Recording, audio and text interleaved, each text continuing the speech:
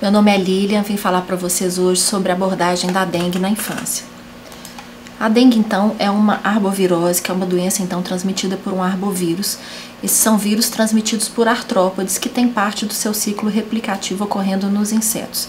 Para que essas doenças ocorram, é importante que haja uma interação entre a presença do vírus, dos vetores transmissores dessa doença e dos hospedeiros, que vão amplificar a transmissão da doença e que podem vir a adoecer também dessas infecções virais. Existem alguns fatores que favorecem o surgimento das arboviroses no mundo e que fazem com que hoje as arboviroses sejam problemas tão relevantes, principalmente no nosso país. E hoje o nosso tema principal aqui vai ser a dengue. Então, quais são as situações que favorecem o surgimento de tantos casos? Nós temos hoje um crescimento populacional desordenado, fazendo com que pessoas passem a viver em locais muitas vezes próximos a matas, a ambientes silvestres, onde existem mosquitos se proliferando. Nós temos deslocamentos populacionais muitas vezes favorecidos hoje pelas viagens por aviões, né, que fazem com que o transporte das pessoas, muitas vezes pessoas infectadas, seja realizado em poucas horas e a longas distâncias. Temos também a situação da falta de saneamento básico, né, então propiciando ambientes de proliferação dos mosquitos, como os ambientes com águas paradas, muitas vezes relacionados a lixos. Os desmatamentos eles vão fazer com que ambientes onde vivem os predadores desses vetores sejam destruídos, reduzindo assim então a proliferação desses predadores, aumentando o número de vetores.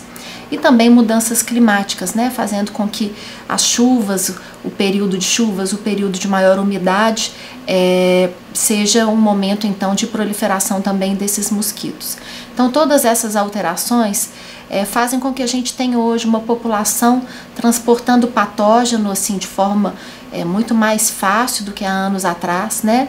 E favorecem dessa forma a disseminação também dos vetores. A associação desses dois fatores fazem com que a gente tenha então uma amplificação da transmissão viral e o aumento do número de casos das doenças, né?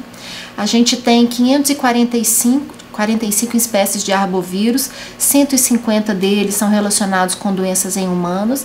Essas são as famílias dos arbovírus e hoje a gente vai falar então da dengue, que pertence à família Flaviviridae.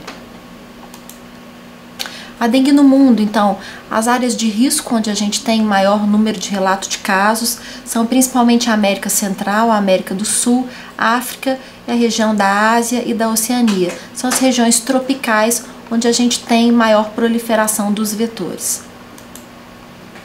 Então, no Brasil, as principais regiões acometidas foram a região centro-oeste, parte da região sudeste, então principalmente o noroeste do estado de Minas Gerais, alguns casos também aqui no litoral, no Espírito Santo, principalmente no Rio de Janeiro.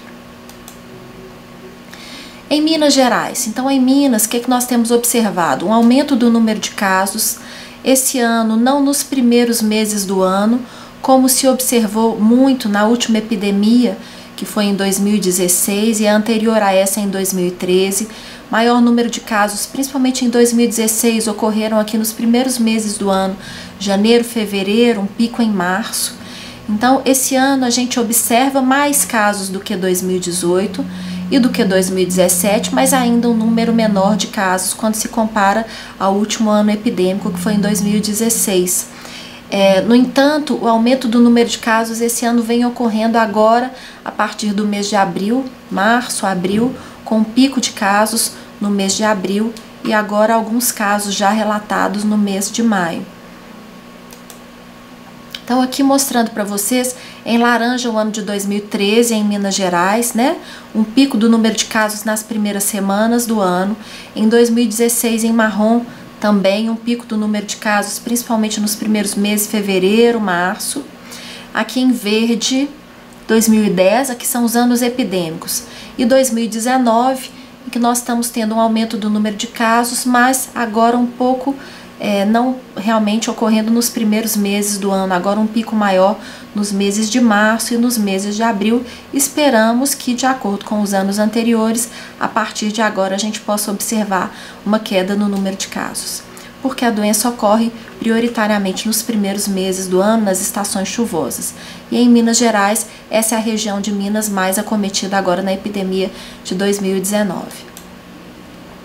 De acordo com a faixa etária em Minas Gerais, a gente observa uma tendência ao longo dos anos, né, de se seguir um aumento do número de casos nos adultos jovens, né, de 20 até 49 anos nos adultos, né, nos adultos jovens. O nosso foco da aula hoje são as crianças e os adolescentes. A gente tem um número pequeno de casos ocorrendo até os 15 anos, né, aqui apenas 10 a 14, em verde 5 a 9 e aqui menores de 1 ano. 1 a 4 e menores de 1 ano. Então, um percentual pequeno de casos ocorre na infância, mas muitas vezes esses pacientes vão ter doenças mais graves do que os adultos. Quanto ao tipo viral circulante, a gente observa nos últimos anos, inclusive na epidemia de 2016, um predomínio do sorotipo 1.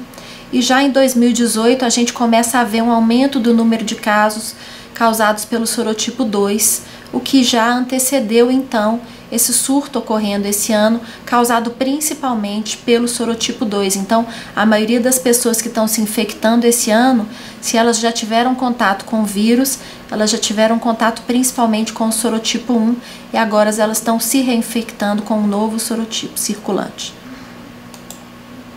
Bom, a doença.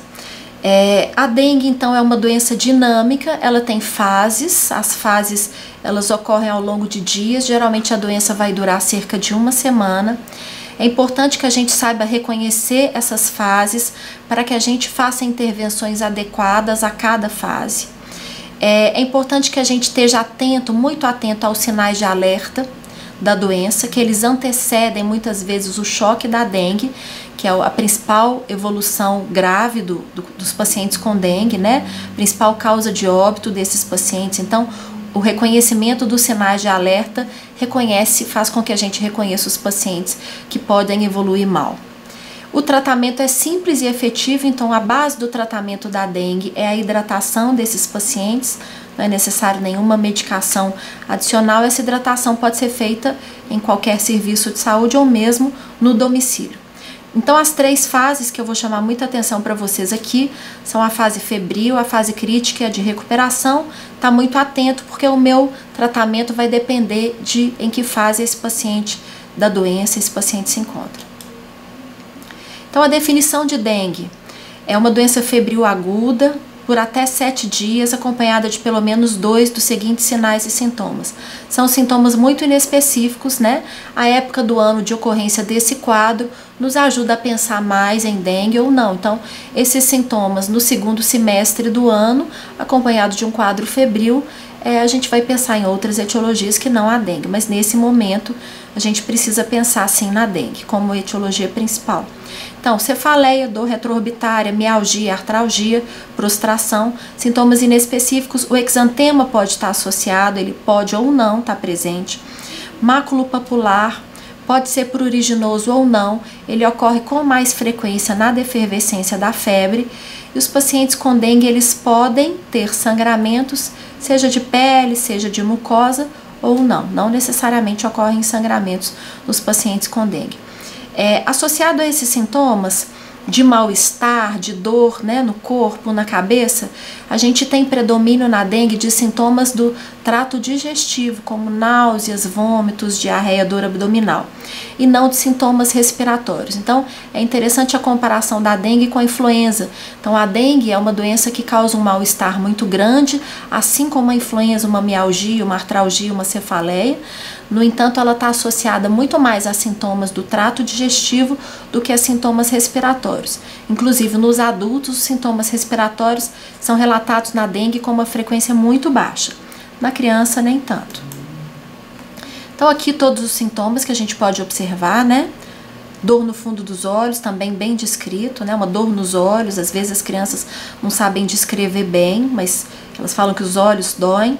Sem resfriado ou coriza, então sem sintomas respiratórios na grande maioria dos casos. Aqui é um trabalho que ressalta então os principais sintomas observados na infância.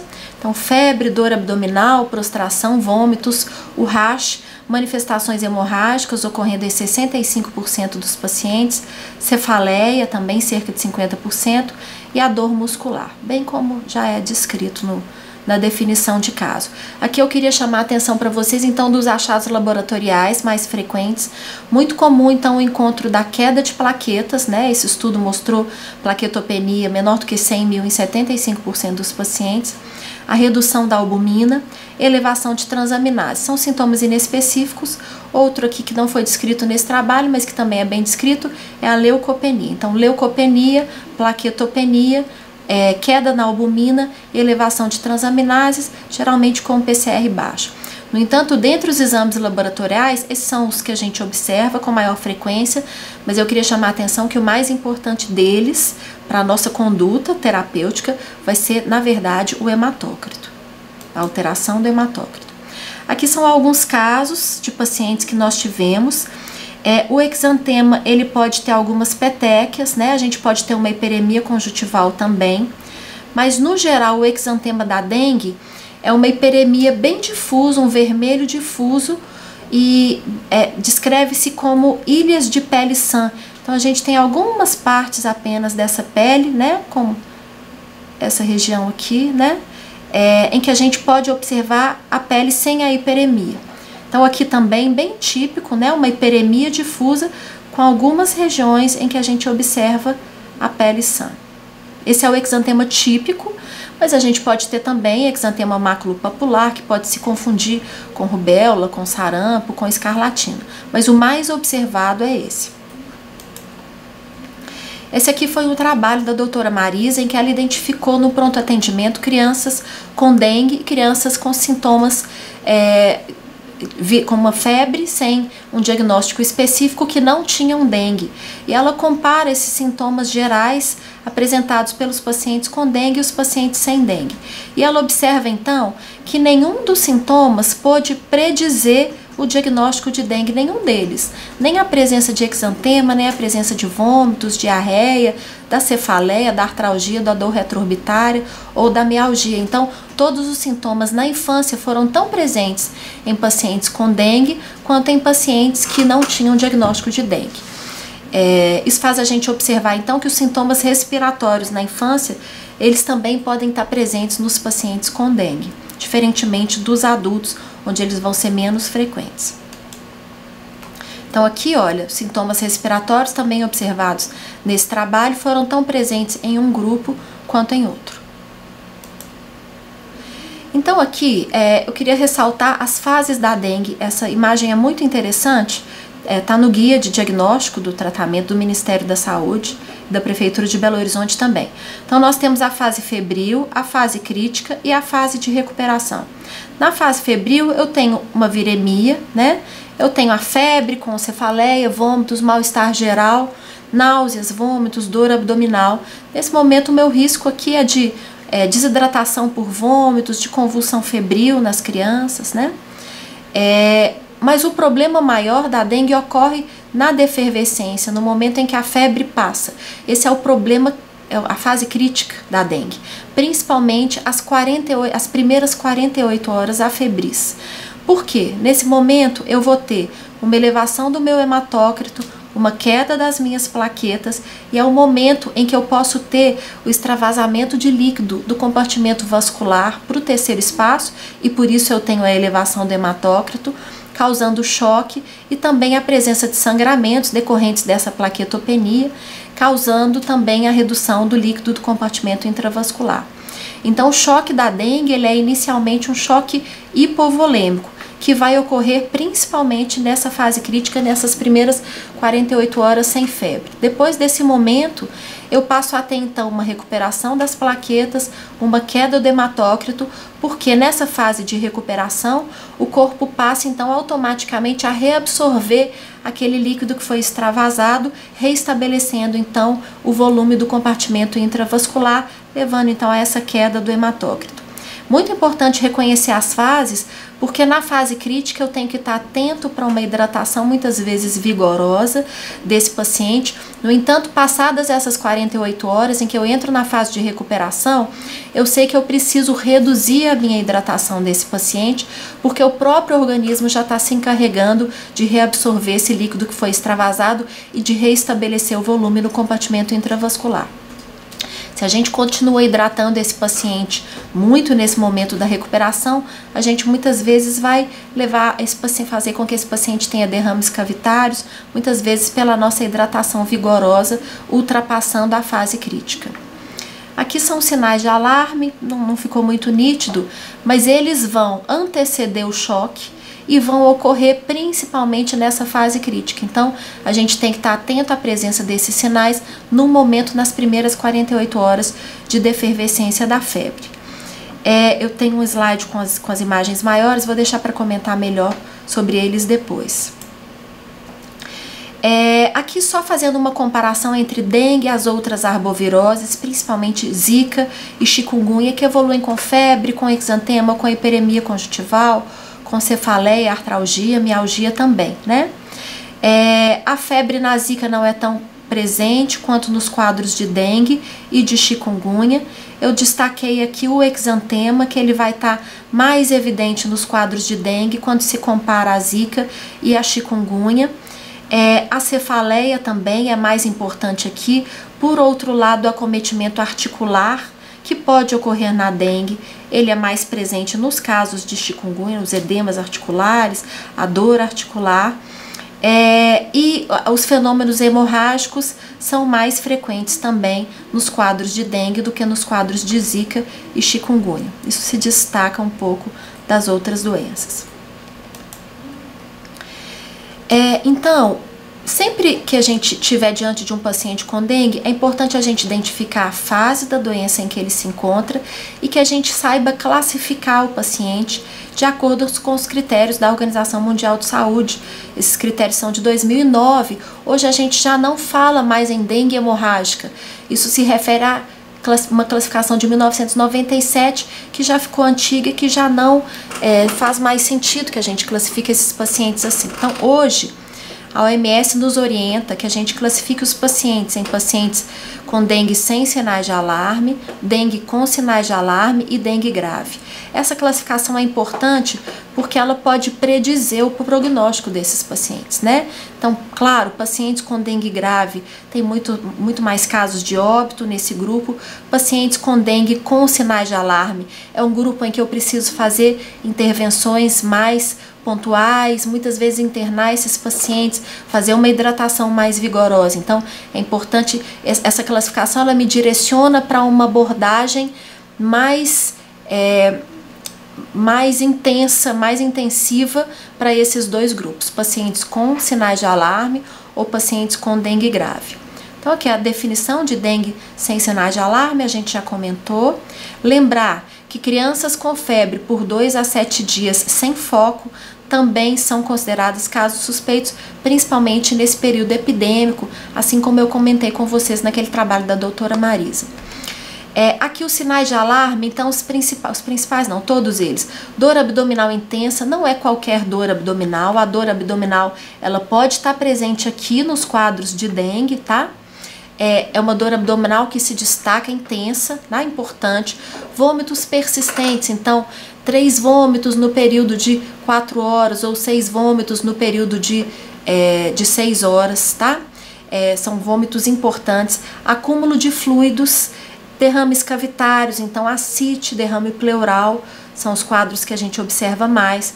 Sangramento de mucosas e mesmo uma epistaxe, que não parece tão grave, ela entra aqui como sinal de alarme, é o que a gente costuma ver com mais frequência.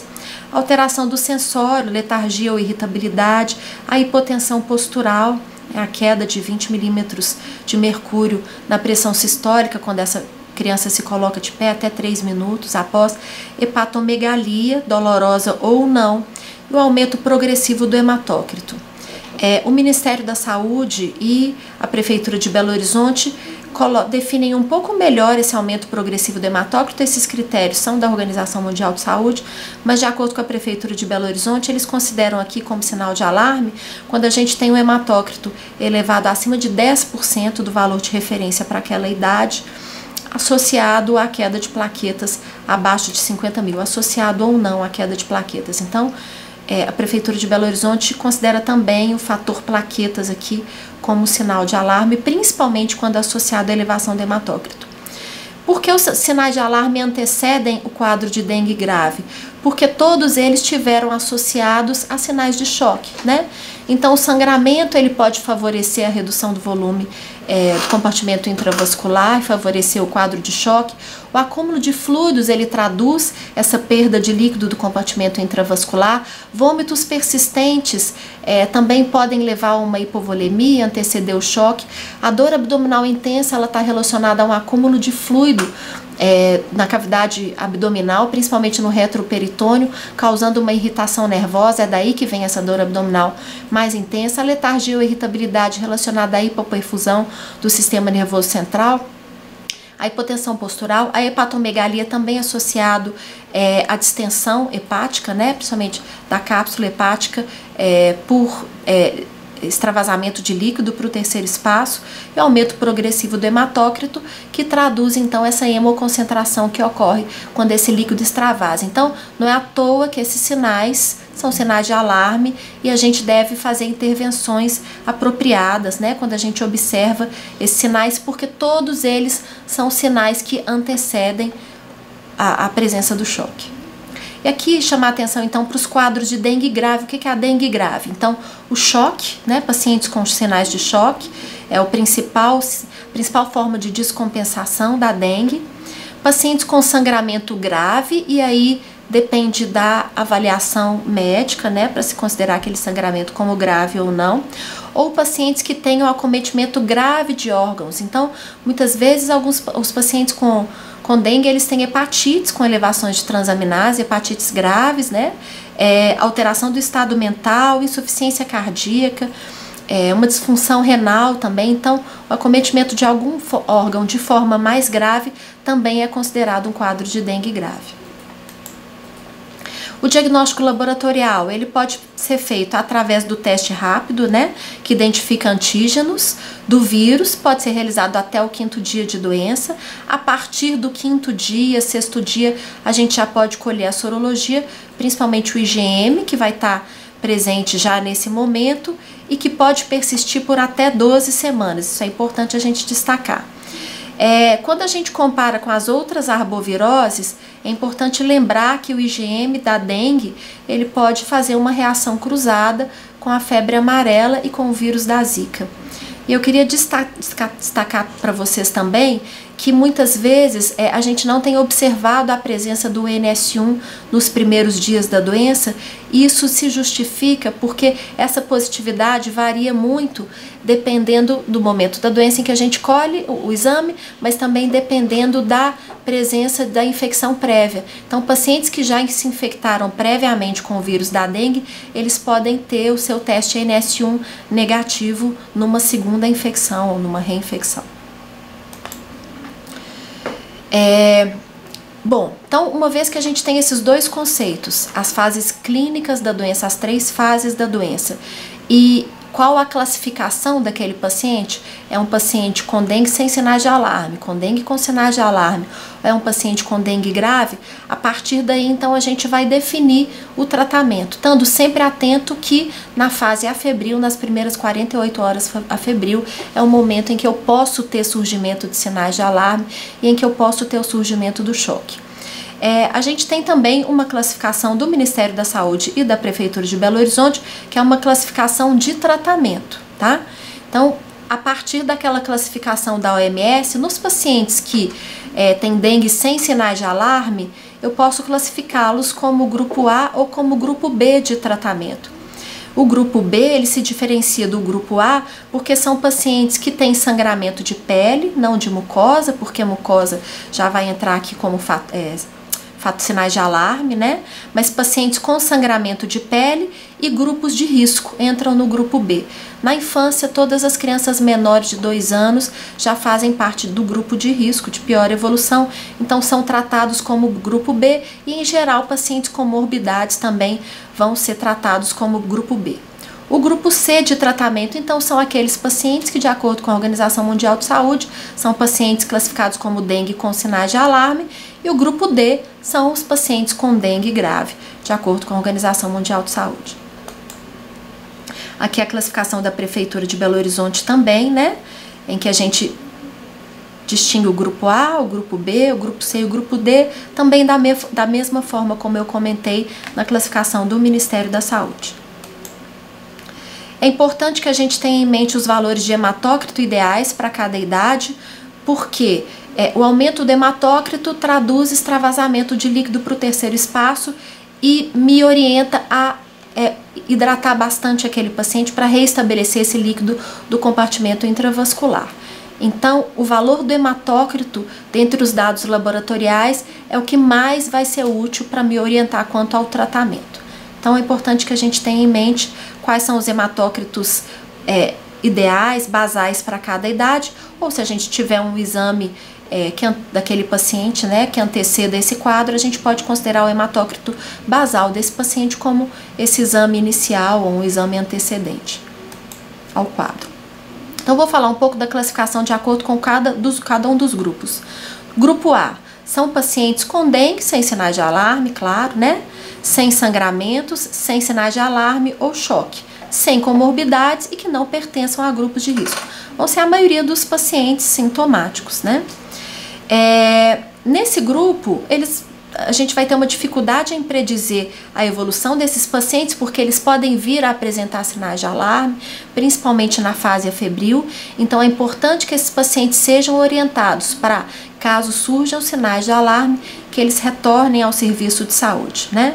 É importante que eles tenham essa noção, principalmente no período de defervescência da febre. O acompanhamento pode ser ambulatorial e nenhum paciente com dengue orienta-se a utilizar salicilatos pelo risco de síndrome de Raynaud e de sangramentos, anti-inflamatórios também por causa da insuficiência plaquetária que esses pacientes têm, e corticoides, né, não se deve usar em casos de infecção, nesses casos. Evitar antipuridinosos, porque eles podem causar sonolência, e a gente pode ficar na dúvida se essa sonolência é decorrente do quadro da infecção ou efeito adverso da medicação. Esses pacientes devem ser orientados a manter a hidratação de acordo com o aporte hídrico basal para cada idade. Na infância, a gente segue a regra de Holiday-Seeger, que vai nos dar o aporte hídrico de acordo com o peso da criança. Então, ela deve receber esse aporte hídrico e repor algumas perdas eventuais, como vômitos ou como diarreia, cerca de 100 a 200 ml para cada perda que possa ocorrer. De todo esse volume de líquido que ele vai receber em casa, é importante que 1/3 desse líquido seja oferecido na forma de sais de reidratação e que se mantenha a dieta desses pacientes. Retornar, aí não existe uma conduta só, né, entre os protocolos. Alguns protocolos pedem que se retorne na presença de sangramentos ou sinais de alarme, outros que se retorne na defervescência da febre ou no 5º dia, ou, se possível, que se faça o retorno diário, o que em períodos de epidemia fica inviável. Então, é muito importante que esse paciente, quando for para casa, ele seja orientado que no momento da defervescência da febre, os sinais de alarme podem surgir e que ele retorne ao serviço caso surjam sinais de alarme. É interessante porque é uma doença, a maioria das doenças a gente se preocupa, das doenças infecciosas, a gente se preocupa com os períodos febris. Quando a febre passa, a gente acredita que o quadro esteja melhorando e realmente está. Na dengue é diferente, quando a febre passa, é o momento em que a gente tem que estar mais atento, na verdade. Então, a classificar os pacientes classificados no grupo B. Quem são esses pacientes? Com sinais de sangramento, não de mucosa, de pele, tá? Sangramento de mucosa é grupo C.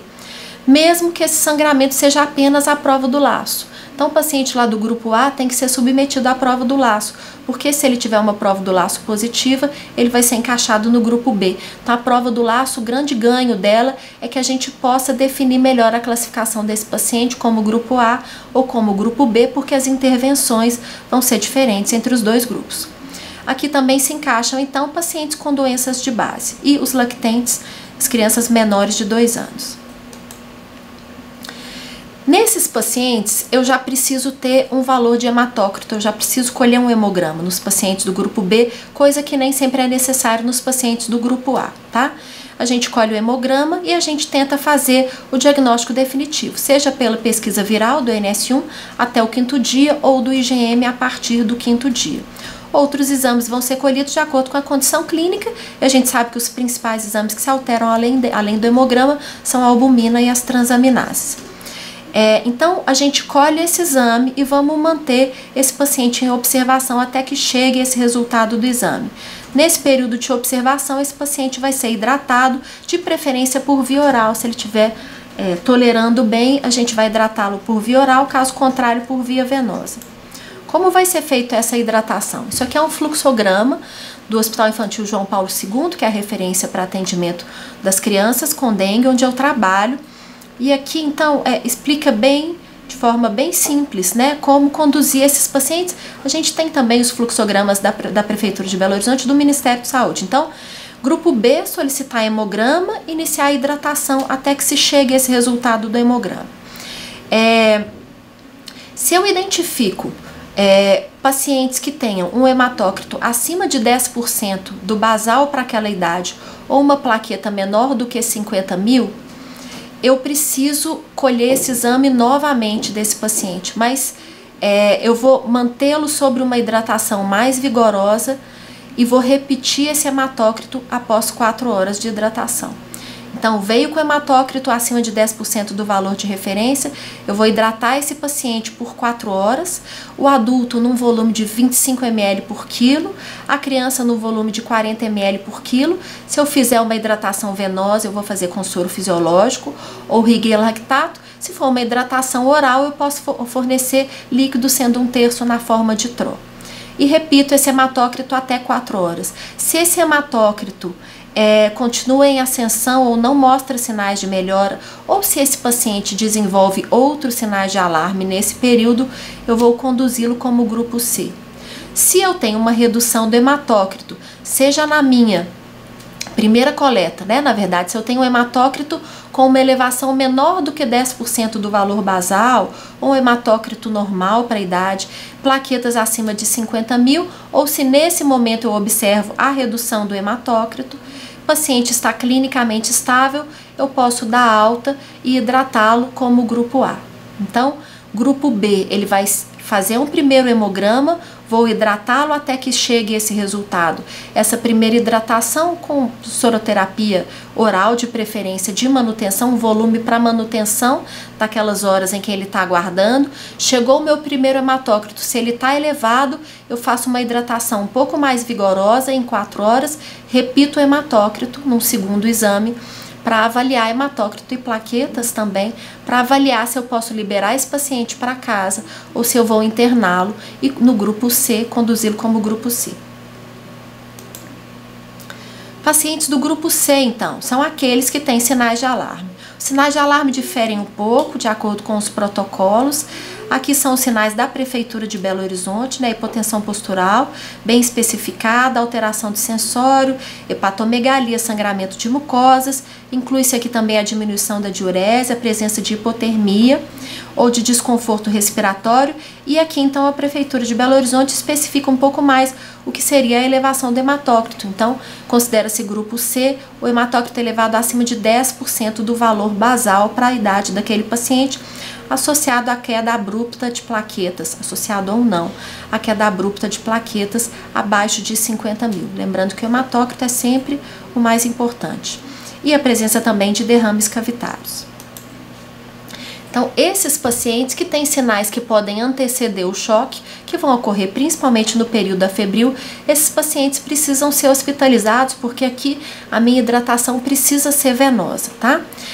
Eu vou iniciar uma hidratação venosa de 10 ml quilo-hora nas primeiras 2 horas, e após essas primeiras 2 horas eu vou reavaliar principalmente esse hematócrito, né?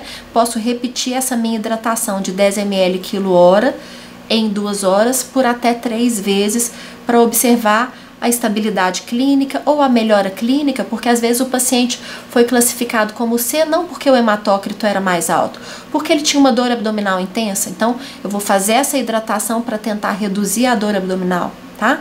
Mantê-lo estável. Se não melhorou, posso repetir por até 3 vezes. Vou reavaliando o hematócrito após cada hidratação. É importante que esses pacientes tenham colhidos também, além das provas definidoras, né, de infecção, o NS1 ou o IgM, a sua função hepática, a coagulação, glicemia, eletrólitos, albumina e a função renal.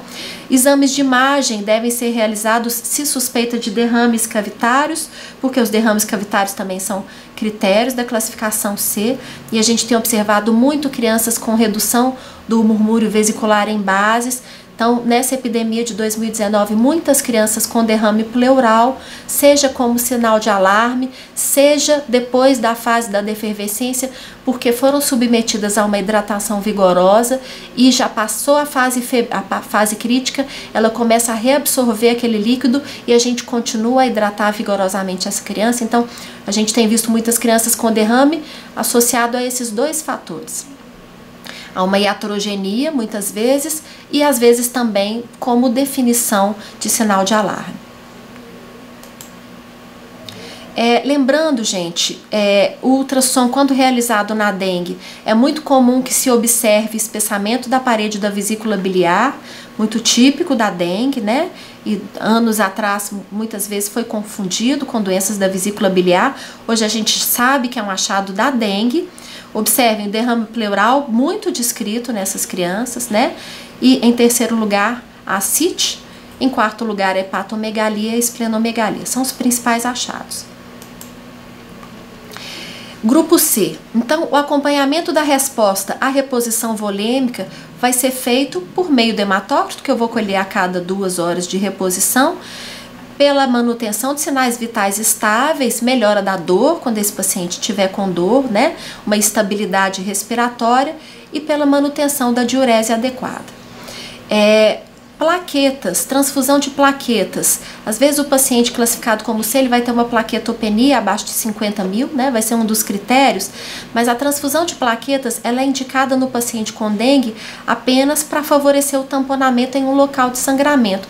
Não se indica transfusão de plaquetas profiláticas para evitar um sangramento, porque a plaqueta está muito baixa. Então, ela vai ser por quê?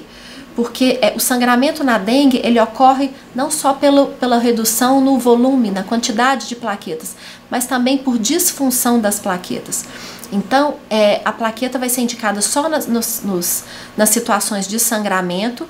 Plaquetas baixas, 10 mil, 15 mil, 20 mil, 7 mil, em crianças com dengue, essas crianças não devem receber transfusão de plaquetas, a não ser que elas sangrem. E essa elevação das plaquetas, ela ocorre muito rapidamente, logo após essa defervescência. Quando a gente colhe de um dia para o outro, a gente já consegue ver essa recuperação. Então, essas crianças devem ser monitorizadas, mas a transfusão profilática, ela não é indicada. Alteração de coagulação, quando se observa também, pode-se fazer o uso do plasma fresco e da vitamina K, também indicados para estabilizar quadros de hemorragia presente. Então aqui o fluxograma que explica a hidratação do grupo C, né? Então esses pacientes vão ser internados. Eu vou fazer uma expansão volêmica de 20 ml por quilo em 2 horas, ou 2 ml quilo por 2 horas, com soro fisiológico, quilo-hora por 2 horas, com soro fisiológico 0,9% ou ringer lactato, lembrando que eu posso repetir essa expansão por até 3 vezes. Se o meu hematócrito está em queda, se o meu paciente está estável, eu vou passar para uma soroterapia de manutenção. Se após essas 3 expansões esse paciente não melhora, eu vou tratá-lo então como grupo D. O que seria então a soroterapia de manutenção após essas expansões? Porque geralmente essas crianças têm respondido bem às expansões, elas têm estabilizado, né? Seja o hematócrito caiu, seja a dor abdominal melhorou, estabilidade respiratória. Se elas tinham uma lipotímia, elas começam a ficar melhor, já não tem mais hipotensão nem lipotímia após essas expansões. Então aí a gente começa a fazer uma manutenção para essas crianças, e aqui nesse grupo a manutenção ela vai ser um pouco mais do que apenas o aporte hídrico basal, de acordo com a idade. A gente vai dar o aporte basal mais 50% para que a gente possa cobrir esse extravasamento de líquido que pode estar ocorrendo nesses pacientes classificados como C. Como isso vai ser oferecido? De preferência de via oral, se essa criança tolerar toda essa hidratação por via oral. No hospital a gente tem feito muitas vezes um aporte hídrico basal de 100 para essa criança venoso e mais 50% desse aporte por via oral, 1/3 na forma de sais de reidratação oral e o aporte vasal na forma de um soro isotônico. Mas sempre tudo que ela tolerar via oral, a gente vai passando para via oral nessa manutenção. E por quanto tempo manter essa hidratação vigorosa? Principalmente nas primeiras 48 horas da febris. Passou esse período, a gente começa a reduzir esse excesso de hidratação que a gente está fornecendo para essa criança. Então aqui para mostrar para vocês alguns pacientes que nós temos observado muitas crianças nessa epidemia, talvez associado a esse vírus novo que está circulando, ou talvez decorrente de um maior conhecimento dos médicos quanto à hidratação desses pacientes. Pode ser que a gente esteja exagerando nessa hidratação e estejamos favorecendo a presença de derrame pleural nessa fase de reabsorção, né, nessa terceira fase da doença. Ou não, talvez esse vírus tipo 2 ele esteja associado muito a essa manifestação como sinal de alarme. Então, muitas crianças com derrame pleural a gente tem observado, principalmente na fase de defervescência e na fase de recuperação. E o grupo D? Então, o grupo D são os pacientes com choque. O tratamento vai ser o tratamento de pacientes com choque, né? 20 ml por quilo, o mais rápido possível, podendo repetir também 3, 4 vezes, né? O choque é de início súbito, ocorre na fase de defervescência da febre e é um choque de curta duração. Isso é importante, né? A gente sabe que ele vai durar o período crítico, porque depois o próprio organismo começa a reabsorver aquele líquido e começa a se reestabelecer. Então, muito importante a atenção nesse momento, porque passadas essas 48 horas, esse choque vai acabar, né? O próprio organismo vai resolver essa situação de choque. Então é importante que a gente dê suporte, porque é um choque que tem hora para passar, tem hora para acabar. Esse paciente vai ser submetido a todos os exames laboratoriais, claro, exames de imagem, se a gente suspeita de uma ascite, se a gente suspeita de um derrame cavitário e também a identificação viral. Sinais de choque a gente já conhece, né? Eu queria destacar o seguinte, existe uma peculiaridade em relação ao tratamento da dengue grave, do choque da dengue. Após as expansões, se esse paciente não melhora, a gente deve considerar, assim como nos outros casos de choque, né, o uso de aminas. Se esse paciente está chocado porque ele sangra, a gente deve considerar a transfusão de hemoderivados, de plaquetas, de plasma, muitas vezes.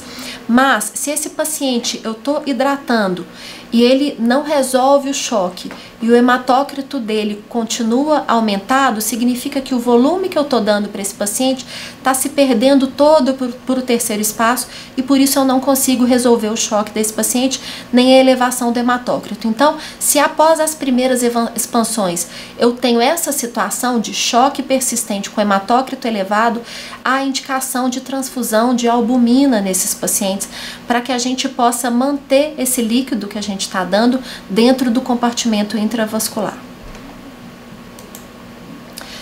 Quando que eu posso dar alta para esses pacientes, né? Então, claro, passadas as primeiras 48 horas a febris, quando esse paciente melhora os seus sintomas, né? Muitas vezes são pacientes com sinais de alarme que foram hospitalizados ou com choque grave, pacientes que têm estabilidade hemodinâmica, claro, que tenham o hematócrito normal ou estável já em suas coletas, não mais em ascensão, que tenham plaquetas normais ou plaquetas em ascensão.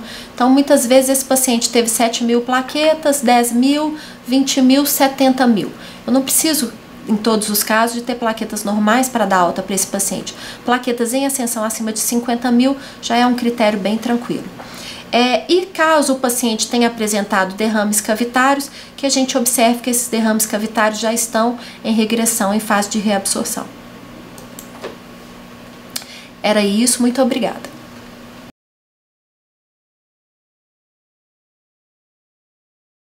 Não, o exame de ultrassom ele vai ser indicado na suspeita de derrame cavitário.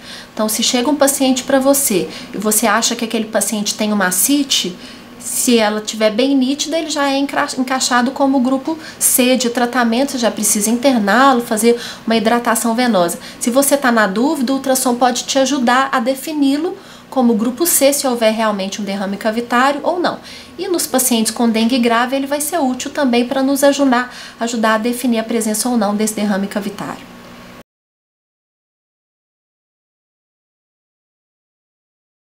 Não. Na verdade, pacientes que têm pneumopatias crônicas, eles devem ser classificados como B, tanto crianças quanto adultos. Então, paciente que tem uma asma de difícil controle, um paciente que tenha uma imunodeficiência que predispõe a infecções de repetição pulmonares. Então, pacientes com doenças pulmonares crônicas, eles devem ser tratados de forma mais agressiva, assim como pacientes com outras doenças crônicas. Mas uma doença aguda respiratória, ela não faz com que a dengue o quadro agudo da dengue seja um quadro mais grave, não. Na verdade, quando o paciente tem dengue e tem sintomas respiratórios, esses sintomas respiratórios podem ser da própria dengue. Tá? Então, o que predispõe a uma dengue mais grave é a presença de uma doença crônica prévia, seja pulmonar, seja cardíaca, seja renal, seja hepática.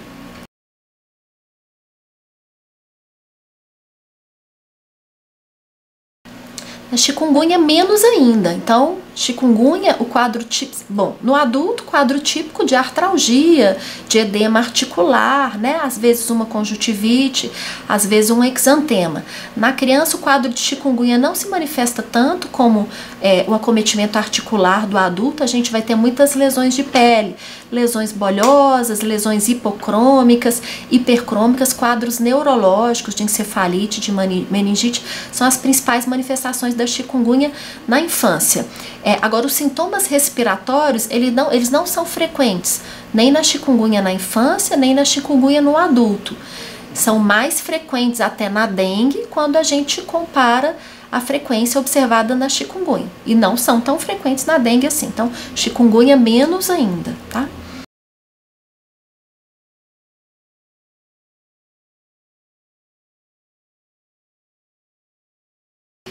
Então o teste rápido, ele ajuda no diagnóstico nesses primeiros dias de doença, nos primeiros 5 dias de doença. Então, é o momento em que eu ainda não vou ter o meu IgM presente. Então, essa é a grande utilidade.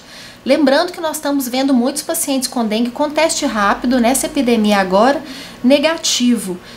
Muitas vezes, então, associado a uma infecção prévia por outro sorotipo, como eu mostrei para vocês, né? O sorotipo circulante agora é outro, é o sorotipo 2. Então, uma infecção prévia pelo sorotipo 1 faz com que a minha sensibilidade do teste rápido seja menor. Então, ele tem essa utilidade nos primeiros dias, mas é importante que a gente não descarte o diagnóstico diante de pacientes com teste rápido negativo. A gente tem visto muitos pacientes com teste rápido negativo, mas após o 5º dia com o IgM positivo. A sensibilidade cai se ele já teve uma infecção prévia.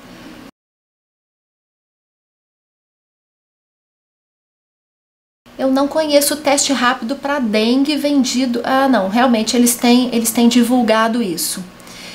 Nunca testei, nunca fiz isso. Eu sugiro que se vá ao laboratório, que se procure um hospital ou que se faça em laboratórios particulares. Eu não sei te falar dessa procedência do teste rápido que está disponíveis nessas farmácias. Pode ser também que a nossa sensibilidade caia porque varia um pouco o tipo do teste, né? A gente precisaria pegar o da farmácia e comparar com o teste que está disponível nos laboratórios particulares ou nos hospitais de referência. Então tá, muito obrigada, gente.